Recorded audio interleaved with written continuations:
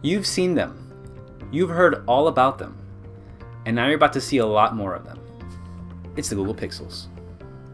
The Pixel and Pixel XL are truly smartphones made by Google. And yes, they might have faces only a mother could love, but few phones have parents ready to back them up with a multi-million-dollar ad campaign. But are they any good? Because they don't come cheap. Stick around as we try to find out. So we have two phones from the company that was able to successfully create a competing operating system to Apple's iOS. Google is an internet era veteran in many ways, and it's only now making its baby steps in hardware. This time around though, Google made its own hardware to compete directly with the iPhone.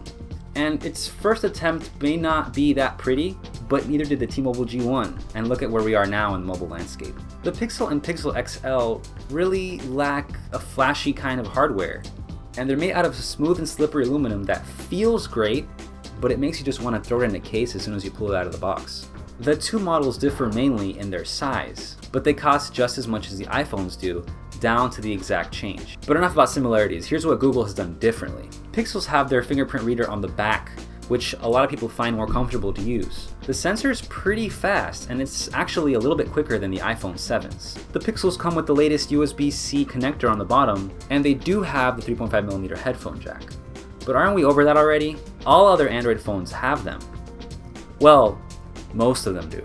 And what the Pixels don't have though is stereo speakers. By comparison, the iPhone 7 has stereo speakers, as well as the Nexus 6 and the Nexus 6P back then. But don't worry, because the speaker is pretty loud, and you'll be able to hear your favorite YouTubers loud and clear. Every year Samsung releases a new flagship phablet in the fall, and every year it has Samsung's best display, best camera, and performance. The Pixels also don't have serious waterproofing, they're only IP53 certified.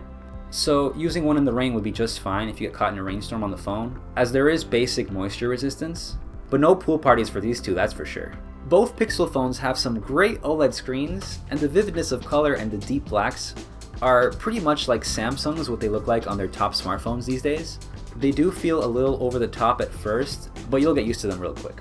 The Pixel has a 1080p screen, and the Pixel XL has a Quad HD screen, but we find both of them equally sharp. Granted, we haven't used them where it really matters though, in VR. When it comes to screen brightness, they're brighter than most phones, but they're not as bright as some other flagship phones like the Galaxy S7 or the iPhone 7. As you can guess, one of the defining features of the Pixel phone is its software. The Pixels have the latest Android operating system, that's Nougat 7.1, a brand new exclusive UI to make them stand out, and finally the Google Assistant. Google's artificial intelligence algorithms have come a long way, and the Assistant is arguably better than Siri in knowing what topic you're talking about and in what context you're saying them. It's also more vocal than Siri is, and would gladly speak out answers. Why did the chicken cross the road? There are millions of search results for that, which is a lot of chickens. You'd think they'd carpool. Ha ha ha. Ha ha ha. Battery life is an important aspect of the user experience, and we're glad to share that at least the bigger Pixel XL did not disappoint us. On the smaller phone, battery life was not as good, but still acceptable. And finally, we've saved the best part for last, camera performance. It's as if Google spent most of its research and development and time into perfecting the Pixel's camera, because it's a perfect example of great hardware paired with great software. The camera's HDR mode is turned on by default, and there's no performance penalty to using it all the time. It does an excellent job of clearing photos. It's not only dynamic range, it also helps in producing brighter colors, less noise and blotchiness, more detail, and of course, overall cleaner images. The Pixels blow the iPhones out of the water in terms of colors and image quality for both the front and rear cameras. The electronic stabilization system works tremendously well in stabilizing the Pixel's 4K videos. Of course, it's not all sunshine and roses. Low-light images are still a challenge at times, and the automatic white balance tends to change minds quite often, and images from one and the same spot can end up looking dramatically different.